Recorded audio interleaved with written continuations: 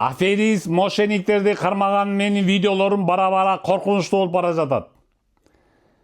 Криминальный музыкасы да чек стоит. Бул деген тиги Россиядагы маньяктардын сериалындагы музыка. Жалаң маньяк документальный фильм ал. Тирүү маньяктар азыр эле отурат алар, пожизненно отурушат. Ошолордун сериалынан алынган музыка бул деген ошол. Муну деген уурдап көчүрүү эмес, муну компиляция деп айтылат. Чыгарып жазса компиляция дейт. Элементин колдонсо болот, 1-2 минут колдонгон ошо. Өсүңө да комментарий жазып атпайсың, сен музыкаң эле коркунучтуу, өндүрүп берет любой доону деп. Андыктан адам бул маньяктардын страшный музыкасына ким эле сүрөтү менен фотографиясын чыккысы келсин. Бирок баарынан күлкүлүүсү ошол фотографиясы жок эле чыккан фамилияларда, аттардагы өздөрүнөн уялышып баягы. Бар танып да, ат фамилиясы чыгып атса, жерлештер райондоштору бар да айтат да, сен жүрөсүң видеосунда деп. Анан ошондой жакында эле кече мурдаган бир окуя болду.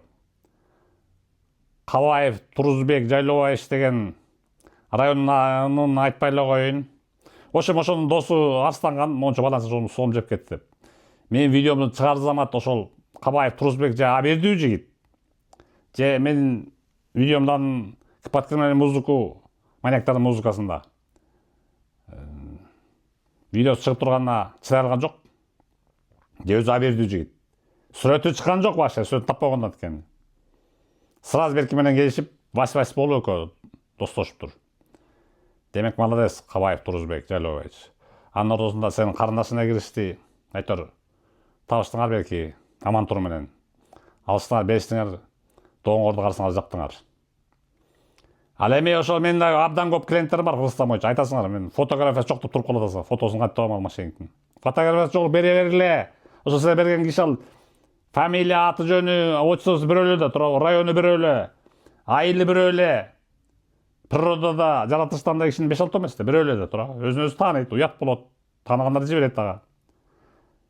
Ошентип менин видеом ошо эффект берип, мына бир жылда какой там бир жыл? Жакында январда 2 жыл болот экен. 2 жыл менин ишмердүүлүгүм ошол 200 миллион сом элге кайрып бердим. 200 миллион сом бул. Официально подтверждено. Жума сайын чыгып атам 5-6 карсарды өндүрүп берип, доказательство WhatsApp сүйлөшүүлөрү менен. Бир карсың эле миллион сом, же 10 000 доллар, же 100 000 сом, ошол эле баары итоге 200 миллион сом кайрып бердим.